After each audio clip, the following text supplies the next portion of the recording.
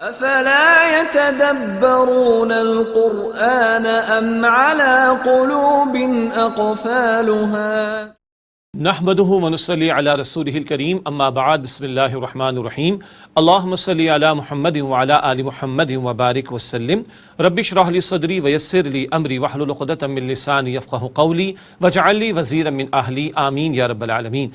ناظرین کرام السلام علیکم ورحمۃ اللہ وبرکاتہ۔ مطالبات قرآن سیریز میں آپ کو خوش آمدید۔ اللہ تعالیٰ سے دعا ہے کہ آپ جہاں کہیں بھی ہوں اللہ تعالیٰ آپ سب کو ہم سب کو اپنے حفظ و امان میں رکھے، عافیت اور سلامتی عطا فرمائے۔ مطالبات قرآن سیریز کے تعلق سے آپ کے علم میں ہے کہ چوتھے حصے کا ہم نے مطالعہ شروع کیا اور چوتھے حصے کے 2 دروس کی تکمیل ہو چکی ہے۔ گزشتہ درس ایک آیت یعنی سورہ توبہ کی آیت نمبر 24 کے بیان پر مشتمل تھا۔ یوں آج انشاءاللہ تعالی مطالبات قرآن سیریز کے چوتھے حصے کے تیسرے درس کا مطالعہ ہم شروع کریں گے۔ تو حصہ چہارم ہے اور درس سوم یعنی مطالبات قرآن سیریز کا پارٹ 4 ہے اور اس کا درس نمبر 3 ہے اور اس کا موضوع ہے جہاد و قتال فی سبیل اللہ کا مقصد۔ گزشتہ چند نشستوں میں جہاد فی سبیل اللہ کے حوالے سے کلام ہوا۔ ہمارے دین نے جہاد فی سبیل اللہ کا جو حکم عطا فرمایا وہ مقاصد کے ساتھ ہے اور اس کا ایک بڑا مقصد ہے اللہ تعالیٰ کی زمین پر اللہ کے دین کی سربلندی۔ اس کا ذکر بھی سورہ صف میں انشاءاللہ ہمارے سامنے آئے گا۔ تو سورۃ الصف کی روشنی میں انشاءاللہ یہ چوتھا درس ہے اور بلکہ چوتھے حصے کا تیسرا درس ہے جس کا مطالعہ کریں گے اور کچھ نشستیں اس درس کی تکمیل کے لیے ہمیں درکار ہوں گی انشاءاللہ تعالی۔ ترتیب آپ کے سامنے رکھتے ہیں، چوتھا حصہ اور اس کا ٹائٹل ہے تواصی بالحق، اور اس ذیل میں ہم نے سورہ حج کے آخر رکوع کا مطالعہ کیا، شہادت علی الناس کا فریضہ، پھر سورہ توبہ کی آیت نمبر 24 کی روشنی میں جہاد فی سبیل اللہ کی عظمت اور اہمیت کو ہم نے جانا۔ آج ہم شروع کر رہے ہیں پوری سیریز کا یہ 20واں درس ہے، جہاد و قتال فی سبیل اللہ کا مقصد سورۃ الصف کی روشنی میں۔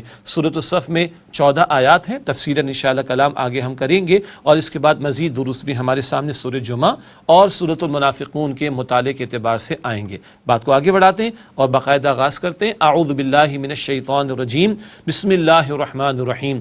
هو الذي ارسل رسوله بالهدى ودين الحق ليظهره على الدين كله ولو كره المشركون، صدق اللہ العظیم۔ یہ سورہ صف کی آیت نمبر 9 ہے۔ انشاءاللہ تعالی آج ہم اسی سورہ صف کی آیت نمبر 9 کا ہی مطالعہ کریں گے، اس کی وجہ ابھی آگے بیان کی جا رہی ہے اور آئندہ نشست سے ہم سورۃ الصف کی پہلی آیت سے باقاعدہ مطالعہ شروع کریں گے۔ کیوں ہم آیت نمبر 9 کا مطالعہ پہلے کر رہے ہیں یہ بات ابھی تھوڑی دیر میں آپ کے ہمارے سامنے واضح ہو کر آیا چاہتی ہے۔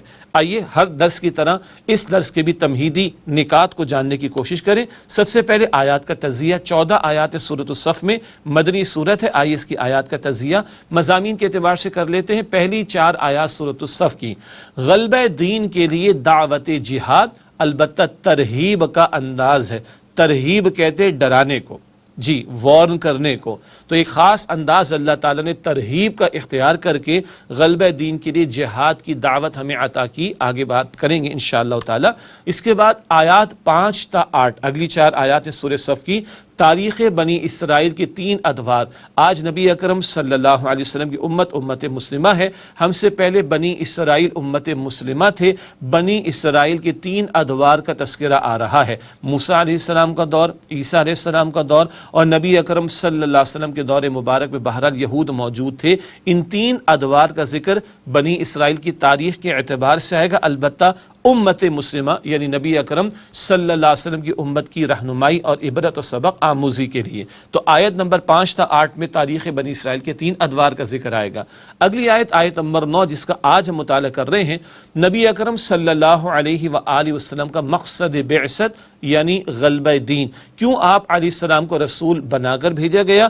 آپ کی رسالت کی امتیازی اور تکمیلی شان کا بیان ہے کہ غلبہ دین ہو جائے، اللہ تعالیٰ کی زمین پر اللہ تعالیٰ کا عطا کردہ عادلانہ نظام، اللہ تعالیٰ کا عطا کردہ دین حق دین اسلام بالفعل غالب ہو جائے، یہ رسول اکرم صلی اللہ علیہ وسلم کا مقصد بعثت ہے۔ کہا جا سکتا ہے انگریزی میں کہ رسول اللہ علیہ السلام کی جو پروفٹ ہوڈ ہے، اس پروفٹ ہوڈ کا مشن اسٹیٹمنٹ کیا ہے، تو وہ سورہ صف کی آیت نمبر 9 میں آ رہا ہے، جس کا آج ہم پہلے انشاءاللہ تعالی مطالعہ کریں گے۔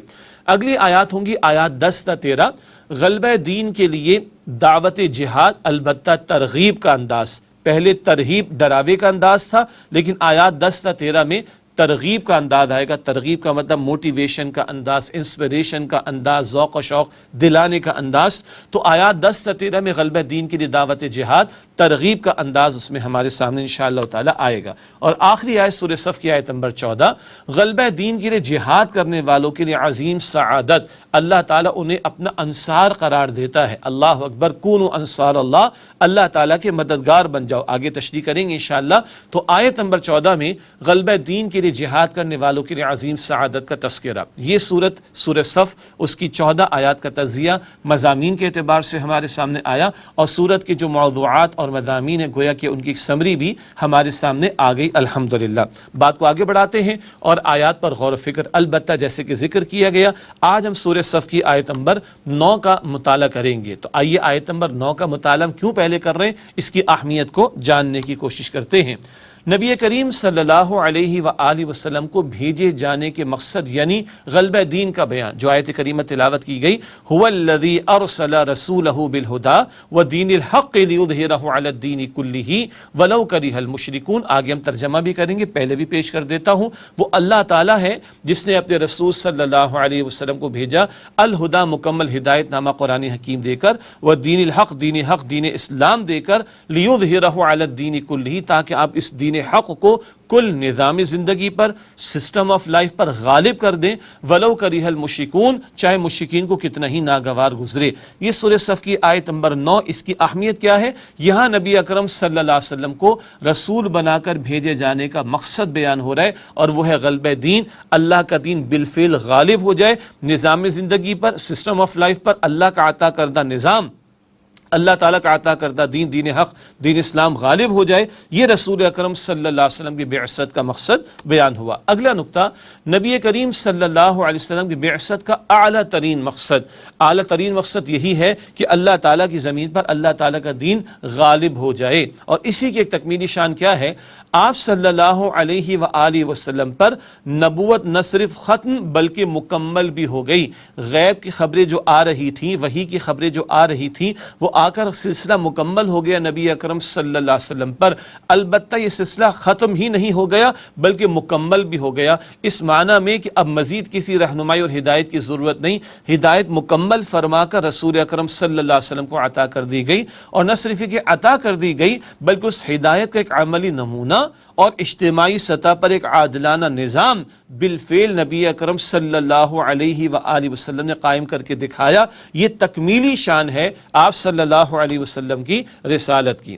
اگلا ایک اور قیمتی نقطہ، یہ آیت پورے قرآن کریم کے لیے مرکزی اہمیت کے حامل ہے. شاہ ولی اللہ رحمۃ اللہ علیہ امام الہند وہ فرماتے ہیں کہ یہ سورہ صف کی آیت نمبر 9 یہ پورے قرآن حکیم کا عمود ہے. کیا مطلب؟ قرآن حکیم 23 برس کے دوران میں نازل ہوا، اور آغاز وحی کے بعد نبی اکرم صلی اللہ علیہ وسلم کی حیات طیبہ بھی 23 برس کی ہے. دوبارہ قرآن حکیم 23 برس کے دوران میں نبی اکرم صلی اللہ علیہ وسلم پر نازل کیا گیا، اور نبی اکرم صلی اللہ علیہ وسلم کی آغاز وحی کے بعد 23 برس کی حیات طیبہ ہے. تو گویا قرآن حکیم کا نزول 23 برس اور آپ صلی اللہ علیہ وسلم کی حیات طیبہ 23 برس. گویا قرآن پاک کو سمجھنا ہے تو رسول اللہ کی حیات طیبہ کو دیکھنا ہوگا، اور رسول اللہ علیہ وسلم کی حیات طیبہ کیا ہے تو قرآن حکیم کو دیکھنا ہوگا. البتہ یہ آیت نمبر 9 کیا ہے؟ آیت نمبر 9 میں رسول اکرم علیہ السلام کا مشن بیان ہو رہا ہے. 23 برس کی زندگی کس کام میں لگی، کس مشن میں لگی، وہ مشن آیت نمبر 9 میں بیان ہو رہا ہے. اور اس مشن کی جد و جہد جو 23 برس پر محیط ہے، اس کے دوران میں قرآن پاک نازل ہو رہا ہے. تو گویا قرآن پاک کے مفاہیم کو، معانی کو اگر واقعتاً سمجھنا ہے تو رسول اکرم صلی اللہ علیہ وسلم کی حیات طیبہ کو بھی سامنے رکھنا ہوگا، اور رسول اکرم صلی اللہ علیہ وسلم کی حیات طیبہ اور آپ کا مقصد بعثت. وہ مقصد بعثت کیا ہے؟ اللہ کا دین اللہ کی زمین پر غالب ہو جائے، اس کو سمجھنا ضروری ہے. گویا یہ آیت اٹس اے کی towards the understanding of the treasures of the Quran. یہ آیت کریمہ قرآن حکیم کے خزانوں کو حاصل کرنے اور سمجھنے کی چابی ہے. اس کو شاہ ولی اللہ رحمۃ اللہ علیہ نے فرمایا یہ مرکزی اہمیت کے حامل ہے یہ سورہ صف کی آیت نمبر 9 جس کا اس وقت ہم مطالعہ کر رہے ہیں. ایک اور اہم بات، قرآن کریم میں 3 مرتبہ انہی الفاظ کے ساتھ ذکر ہے. یہ جو بات ابھی ہم سورہ صف کی آیت نمبر 9 میں سمجھ رہے ہیں، یہ بات 3 مرتبہ قرآن پاک میں آئی. سورہ توبہ کی آیت نمبر 33 میں آئی، جہاں سرزمین عرب پر اللہ کے دین کے غلبے کا تذکرہ آتا ہے۔ سورہ فتح کی آیت نمبر 28 میں آئی، سورہ حدیبیہ کے بعد پھر بعد میں فتح مکہ کا موقع بھی آتا ہے، اس کے بیان کے تسلسل میں سورہ فتح کی آیت نمبر 28 میں بھی یہی الفاظ آئے، هو الذی ارسل رسولہ بالہدی ودین الحق لیظہرہ علی الدین کلہ وکفی باللہ شہیدا۔ یہ سورہ فتح کی آیت نمبر 28 کے آخر میں ہے الفاظ وکفی باللہ شہیدا، اور یہ سورہ صف کی آیت نمبر 9 کا مطالعہ کر رہے ہیں۔ سورہ توبہ کی آیت 33 اور سورہ صف کی آیت نمبر 9 بالکل ایک جیسے الفاظ ہیں، وَلَوْ كَرِهَ الْمُشْرِكُونَ، چاہے مشرکین کو کتنا ہی ناگوار گزرے۔ سورہ فتح کی آیت 28 کے آخری الفاظ وَكَفَى بِاللَّهِ شَهِيدًا، اللہ بطور مددگار کافی ہے اس غلبہ دین کے کام کے لیے۔ اور دو جگہ آیا سورہ توبہ کی آیت 33 اور آیت زیر مطالعہ سورہ صف کی آیت نمبر 9 کے آخر میں وَلَوْ كَرِهَ الْمُشْرِكُونَ، چاہے مشرکین کو کتنا ہی ناگوار کیوں نہ گزرے، یعنی اللہ تعالیٰ تو اپنے دین کو مکمل فرما کر رہے گا، غالب فرما کر رہے گا، اس کام کے لیے اللہ بطور مددگار کافی بھی ہے، ایک، اور نمبر دو، چاہے مشرکین کو کتنے ہی ناگوار گزرے یہ دین تو غالب ہو کر رہے گا۔ یہ ہے سورہ صف کی آیت نمبر 9 کی اہمیت، جس کی وجہ سے ہم پہلے اس کا مطالعہ کر رہے ہیں۔ کیوں؟ آگے جب پوری سورہ صف کا مطالعہ کریں گے تو یہ اہم پہلو سامنے رہے گا، تو سورت کے مضامین بڑے مربوط انداز میں انشاءاللہ تعالی ہمارے سامنے آئیں گے۔ یہ سورہ صف کی آیت نمبر 9 کی اہمیت ہمارے سامنے آ گئی، آگے اس کا ترجمہ بھی کریں گے، اس کی تشریح کو بھی سمجھیں گے انشاءاللہ تعالی۔ ناظرین کرام ایک وقفہ لیتے ہیں، اس کے بعد آپ سے ملاقات ہوتی ہے اور سلسلہ سورہ صف کی آیت نمبر 9 کے مطالعے کا آگے انشاءاللہ بڑھائیں گے۔ السلام علیکم ورحمۃ اللہ وبرکاتہ۔ السلام علیکم ورحمۃ اللہ وبرکاتہ۔ ناظرین کرام خوش آمدید کہتے ہیں آپ کو۔ مطالبات قرآن سیریز کا سلسلہ جاری ہے، چوتھے حصے کا تیسرا درس ہم سمجھ رہے ہیں اور وہ ہے سورہ صف کے بیان پر مشتمل۔ البتہ آج ہم سورہ صف کی آیت نمبر 9 کا تفصیلی مطالعہ کر رہے ہیں، اس کی اہمیت کا بیان وقفے سے پہلے ہمارے سامنے آیا۔ اب آئیے اس آیت کریمہ کا ترجمہ اور پھر اس کی تشریح کی طرف چلتے ہیں انشاءاللہ۔ اعوذ باللہ من الشیطان الرجیم، بسم اللہ الرحمن الرحیم۔ سورہ صف آیت نمبر 9۔ هو الذی ارسل رسولہ، وہی ہے اللہ جس نے بھیجا اپنے رسول صلی اللہ علیہ وآلہ وسلم کو بالہدی، کامل ہدایت کے ساتھ، والدین الحق، اور سچے دین کے ساتھ، لیظہرہ علی الدین کلہ، تاکہ وہ اس کو غالب کر دیں کل نظام زندگی پر، ولو کرہ المشرکون، اور چاہے مشرکین کو کتنا ہی ناگوار گزرے۔ یہ سورہ صف کی آیت نمبر 9 کا ترجمہ ہے۔ آئیے اس کی تشریح کی طرف چلتے ہیں۔ پہلی بات، رسولہ، اللہ تعالیٰ نے اپنے رسول صلی اللہ علیہ وآلہ وسلم کا تذکرہ فرمایا، اور آپ صلی اللہ علیہ وآلہ وسلم اللہ تعالیٰ کے آخری رسول ہیں۔ آئیے کلام کرتے ہیں۔ پہلا نقطہ، رسالت آپ صلی اللہ علیہ وآلہ وسلم کی ذات پر آ کر درجہ تکمیل کو پہنچ گئی پوری نوع انسانی کی طرف۔ پہلے انبیاء اور رسول وہ بھی اللہ کے رسول تھے، البتہ وہ مخصوص قوم، مخصوص علاقے اور مخصوص وقت کے لیے تھے۔ رسول اکرم صلی اللہ علیہ وآلہ وسلم کی رسالت عالمگیر ہے، تمام انسانوں کے لیے ہے، جنات کے لیے بھی، اور قیامت تک کے لیے ہے۔ آپ صلی اللہ علیہ وسلم کی رسالت کا معاملہ، آپ خاتم النبیین بھی ہیں صلی اللہ علیہ وسلم، آپ پر آ کر نبوت ختم بھی ہو گئی اور بدرجہ کمال کو پہنچ گئی، اور پوری انسانیت کی طرف آپ کو رسول بنا کر بھیجا اللہ سبحانہ و تعالیٰ نے۔ یہ حضور کی امتیازی شان ہے۔ پچھلے رسول مخصوص قوم، مخصوص علاقے، مخصوص وقت کے لیے، رسول اللہ تمام عالم کے لیے رحمت للعالمین آپ کو بنایا گیا، اور رہتی دنیا تک کے لیے آپ کے رسالت کا سلسلہ جاری رہے گا۔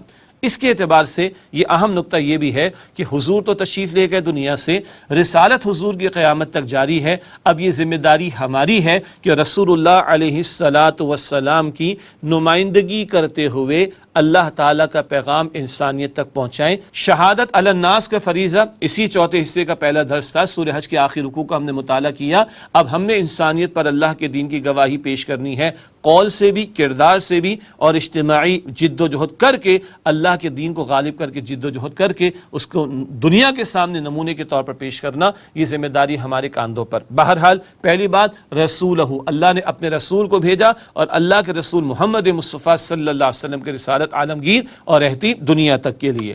اگلا لفظ آ رہا ہے بڑا قیمتی، الہدا۔ اللہ تعالیٰ نے کیا دے کر بھیجا؟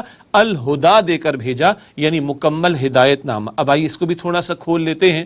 قرآن کریم اپنے لیے بار بار ہدایت کا لفظ استعمال کرتا ہے۔ قرآن کریم ثواب کی بھی کتاب ہے، ایک ایک حرف کی تلاوت پر 10 نیکیاں عطا ہوتی ہیں، جامع ترمذی شریف کی روایت ہے، اور بغیر سمجھے بھی کوئی تلاوت کرے تو اجر ملتا ہے۔ الف ایک حرف ہے، لام ایک حرف ہے، میم ایک حرف ہے، یہ حروف مقطعات، ان کا ترجمہ ہمیں نہیں آتا، ثواب ملتا ہے۔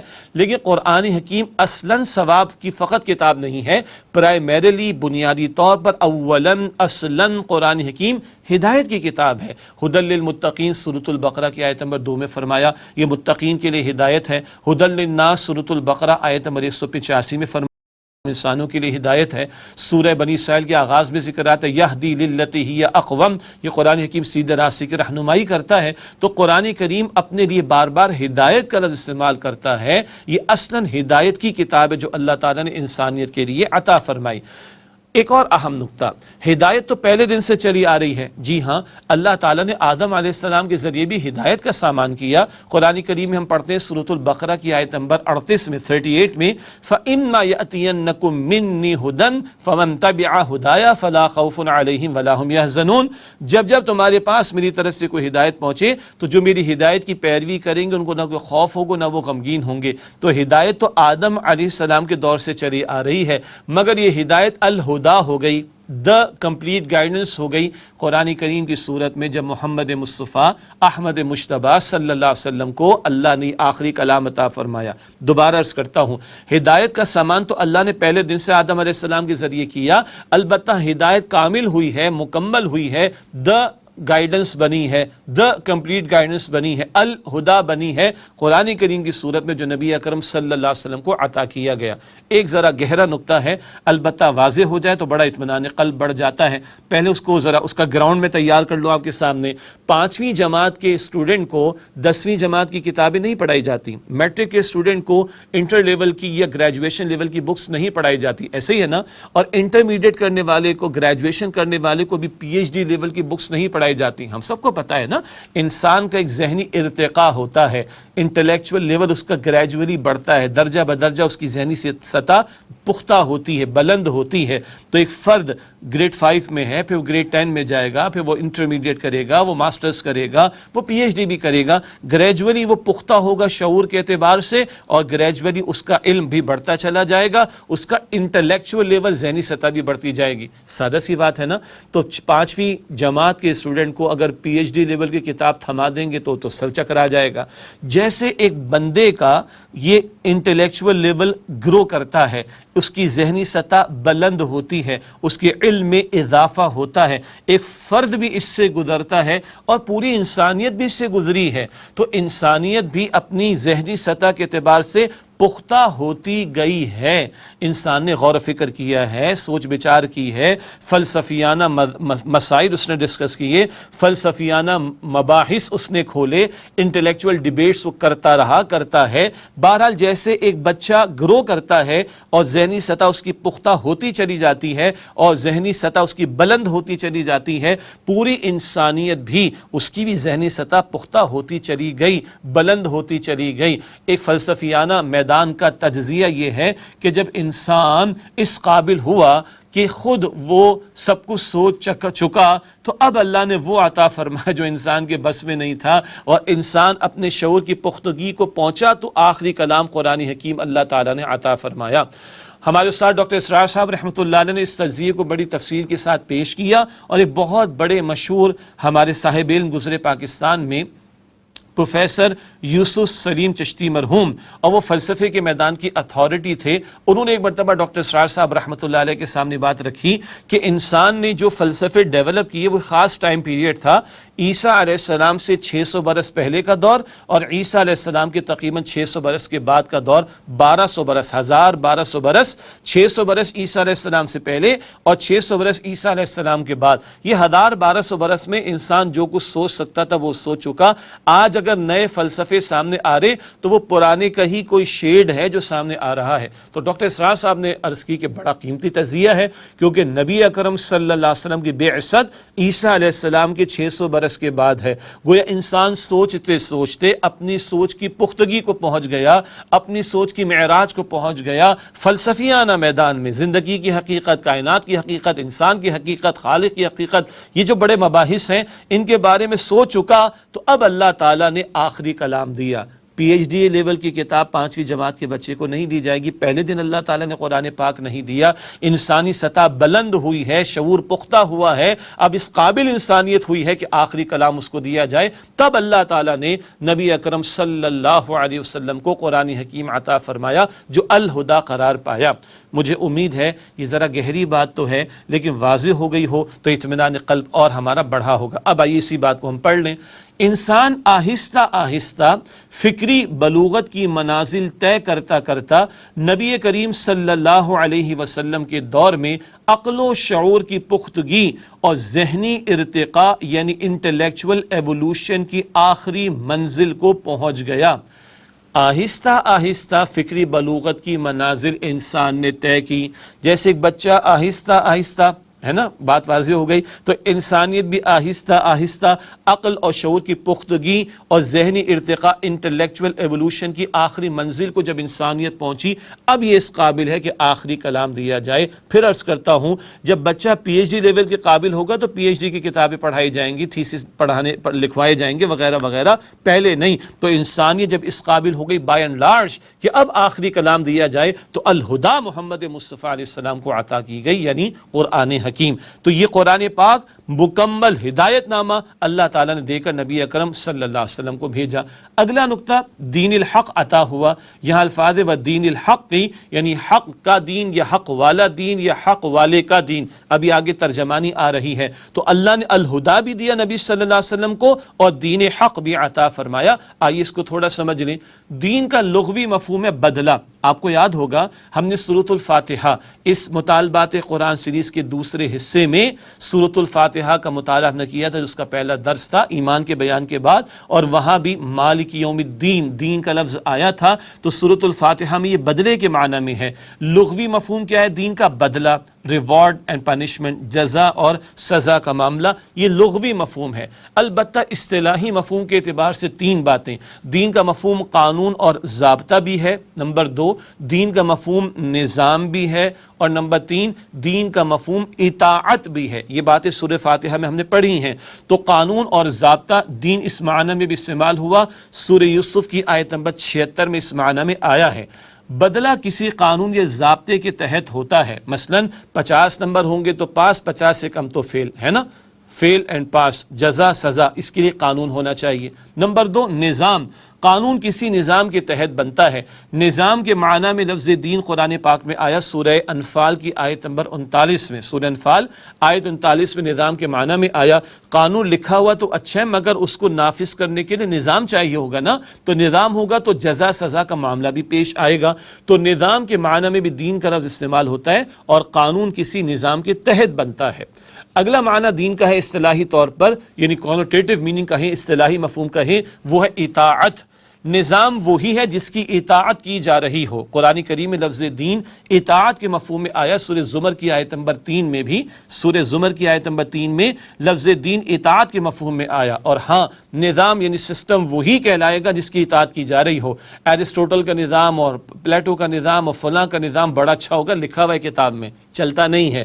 چلتا ہوا نظام وہی نظام کہلائے گا، جو سسٹم چل رہا ہے، پرویل کر رہا ہے، ڈومیننٹ ہے، وہی نظام کہلانے کا مستحق ہے۔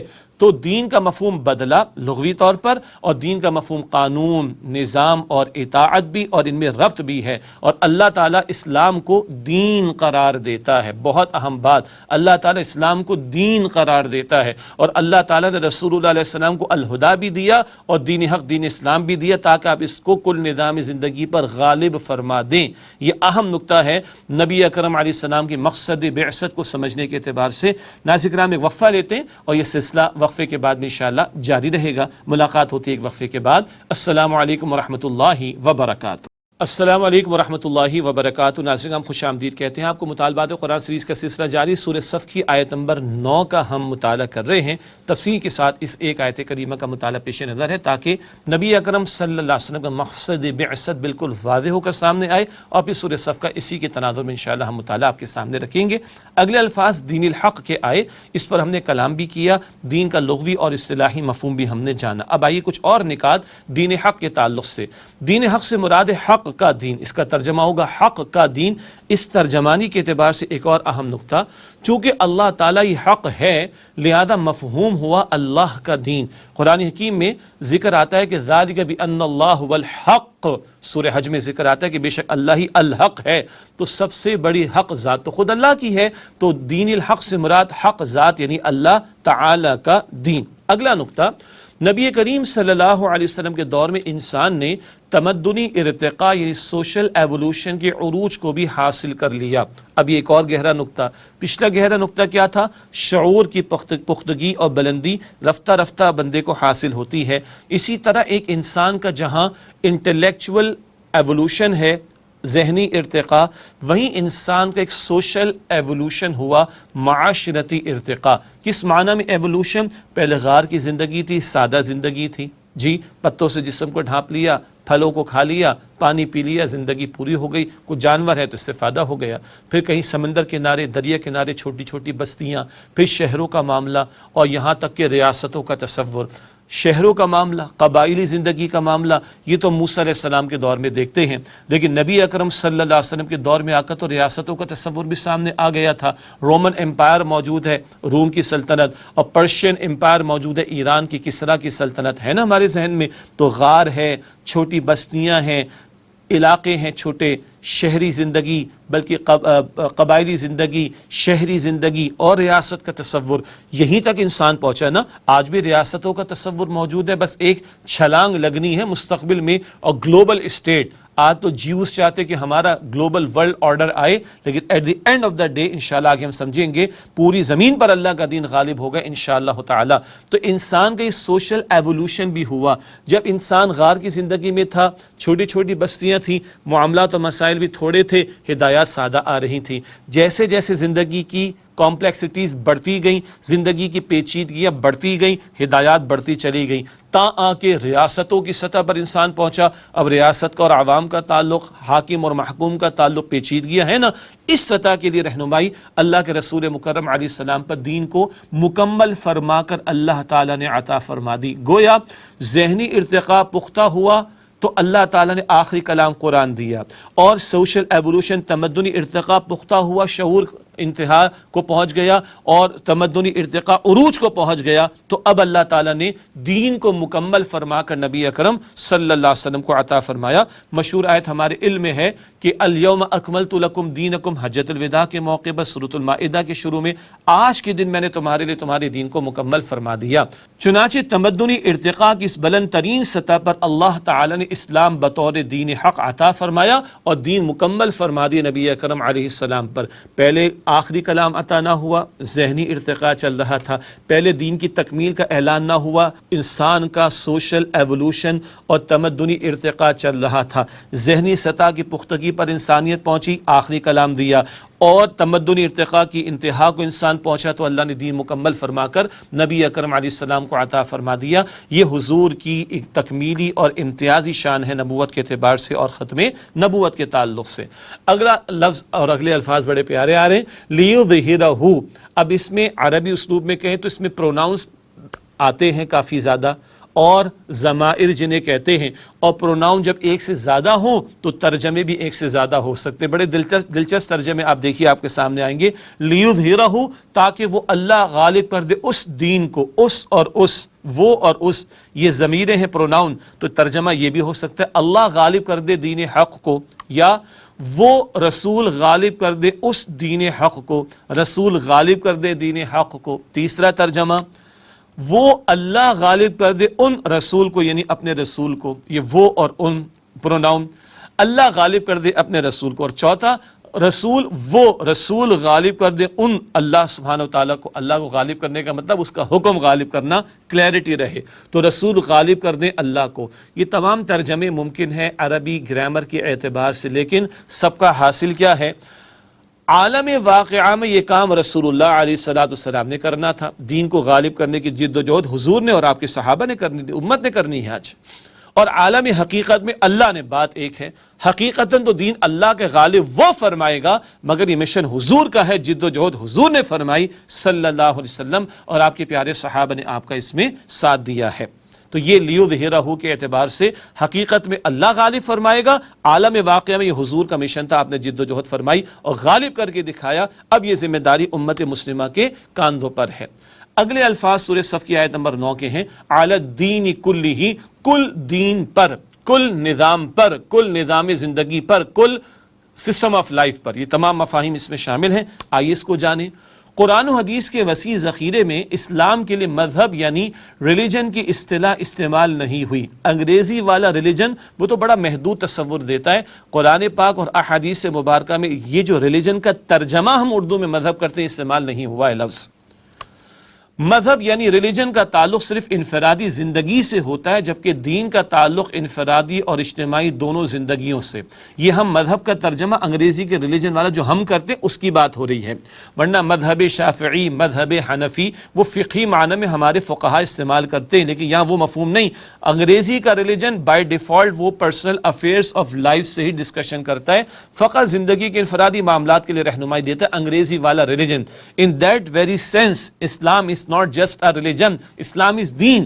اس انگریزی والے ریلیجن کا تصور نہیں ہے اسلام کا. اسلام دین ہے، وہ انفرادی زندگی اور اجتماعی زندگی دونوں سے متعلق رہنمائی عطا کرتا ہے، اور عطا ہی نہیں کرتا، دونوں پر عمل درآمد کا تقاضا کرتا ہے. سورۃ البقرہ کی آیت نمبر 208 میں الفاظ آئے، ادخلوا فی السلم کافہ، اسلام میں پورے کے پورے داخل ہو جاؤ. چنانچہ اگلا نقطہ، آپ صلی اللہ علیہ وآلہ وسلم نے 21 برس کی سخت جد و جہد کے ذریعے رہتی دنیا کے لیے ایک مثالی نظام قائم کر کے اتمام حجت کا حق ادا کر دیا. اللہ کے پیغمبر علیہ السلام نے فقط دعوت و تبلیغ کا کام نہ کیا، صرف انفرادی کچھ اعمال نہیں سکھائے، بلکہ ایک انتہائی سخت اور مشقت والی جد و جہد 23 برس کی زندگی میں مسلسل آپ نے اختیار کی، اور 21 برس کے بعد فتح مکہ ہو گئی.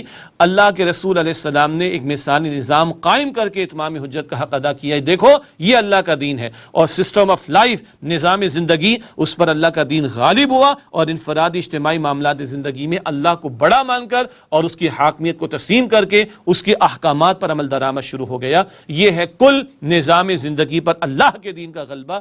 یہ حضور کا مشن تھا صلی اللہ علیہ وسلم. آج بڑے افسوس سے کہنا پڑتا ہے امت تو نمازیں بھی ضائع کر رہی ہے، امت کو دعوت دین کے فریضے سے، اقامت دین کی جد و جہد سے سروکار کم ہی رہ گیا، اور یہ مشن امت کے سامنے نہیں، حالانکہ آج اس مشن کے امین ہم ہیں اور اس کی ذمہ داری ہم امتیوں کے کاندھوں پر ہے. اسی تسلسل میں اگلی بات، نبی اکرم صلی اللہ علیہ وآلہ وسلم کا مشن محض وعظ و نصیحت اور درس و تدریس نہ تھا. آپ صلی اللہ علیہ وسلم کا مشن انقلابی تھا، جس کا مقصد نظام باطل کو جڑ سے اکھاڑنا اور اس کی جگہ نظام عدل کو قائم فرمانا تھا. اگر طائف میں آپ کا خون اطہر بہا تو احد کے میدان میں بھی بہا نا. آپ نے روتی آنکھوں سے بیت اللہ اور مکہ مکرمہ کو الوداع بھی تو کہا، اور بدر کے میدان میں بھی تو کھڑے ہوئے، احد کے میدان میں 70 صحابہ کی جانوں کے نذرانے بھی تو پیش کیے، دور نبوی میں 259 صحابہ کرام کی جانوں کے نذرانے پیش کیے. تب قرآن کہتا ہے جاء الحق وزهق الباطل ان الباطل کان زہوقا. سورہ بنی اسرائیل کی آیت نمبر 81 ہے، حق آ گیا اور باطل مٹ گیا، بے شک باطل ہے ہی مٹنے کے لیے. تو حضور فقط درس و تدریس نہیں فرماتے تھے، یہ بھی فرماتے تھے، وعظ و نصیحت بھی فرماتے تھے، مگر حضور کا انقلابی مشن کیا تھا صلی اللہ علیہ وسلم؟ نظام باطل کو جڑ سے اکھاڑنا اور اس کی جگہ نظام عدل کو قائم کرنا، اللہ تعالیٰ کا عطا کردہ دین حق دین اسلام اس کو غالب فرمانا. سورہ صف کی بقیہ آیات میں مختلف اسالیب سے غلبہ دین کی جد و جہد کے لیے مال اور جان لگانے کی دعوت دی جا رہی ہے، تاکہ اس مشن کے لیے جماعت تیار کی جا سکے. اب پوری صف جس میں 14 آیات ہیں، جس کی ایک آیت ہم پڑھ چکے تفصیل سے، سورہ صف کی آیت نمبر 9. اب پوری صف، سورہ صف کا آئندہ درس سے جب ہم مطالعہ کریں گے تو یہ آیت کریمہ ذہن میں رہے. وہاں ترہیب کا انداز بھی آئے گا، ترغیب کا انداز بھی آئے گا، بشارت کے پہلو بھی آئیں گے، اللہ تعالیٰ کی طرف سے پکار بھی لگے گی. یہ سب کچھ کس تناظر میں ہے؟ وقت فرصت ہے کہاں، کام ابھی باقی ہے، نور توحید کا اتمام ابھی باقی ہے. حضور نبی اکرم صلی اللہ علیہ وسلم کا مشن آج امت مسلمہ کے کاندھوں پر ہے. یہ ہے انقلابی مشن نبی علیہ الصلوۃ والسلام کا. اور یہ مطالبات قرآن سیریز کا جو چوتھا حصہ، اس کا ٹائٹل کیا؟ تواصی بالحق، حق کی وصیت کرنا مل جل کر. اب یہ آج امت کے کاندھوں پر ذمہ داری ہے اس مشن کو تھامنا اور اس کے لیے تن من دھن لگانے کی جد و جہد کرنا، اس کے لیے جماعتی زندگی اختیار کرنا، انقلابی تربیت حاصل کرنا اور پھر میدان میں اترنا. یہ سارا اسی مشن کے تحت ہے. اور اس کے تحت انشاءاللہ تعالی آئندہ کے درس میں ہم سورۃ الصف کا مطالعہ کریں گے. 2-3 نشستیں ہمیں درکار ہوں گی انشاءاللہ تعالی. ناظرین کرام، یوں الحمدللہ آج ہم نے مطالبات قرآن سیریز کے چوتھے حصے کے تیسرے درس کا آغاز کر دیا، جس کا عنوان تو ہے جہاد و قتال فی سبیل اللہ کا مقصد. اور ہم سورہ صف کا مطالعہ مکمل کریں گے انشاءاللہ. البتہ ابتدائی طور پر ہم نے سورہ صف کی آیت نمبر 9 کا مطالعہ کیا، جس سے نبی اکرم صلی اللہ علیہ وسلم کا مقصد بعثت اور آپ کا انقلابی مشن ہمارے سامنے آ گیا، جس کے لیے جد و جہد کرنا، جس کے لیے محنت کرنا اب میری اور آپ کی ذمہ داری ہے. اللہ تعالیٰ سے دعا ہے کہ اللہ تعالیٰ نبی اکرم صلی اللہ علیہ وسلم والے مشن میں ہم امتیوں کو شامل ہونے اور اپنا حصہ ڈالنے کی توفیق عطا فرمائے. اللہ تعالیٰ میری، آپ کی، ہم سب کے تمام مسلمانوں کی مغفرت فرمائے. آمین یا رب العالمین. وآخر دعوانا ان الحمدللہ رب العالمین. والسلام علیکم ورحمۃ اللہ وبرکاتہ. أفلا يتدبرون القرآن أم على قلوب أقفالها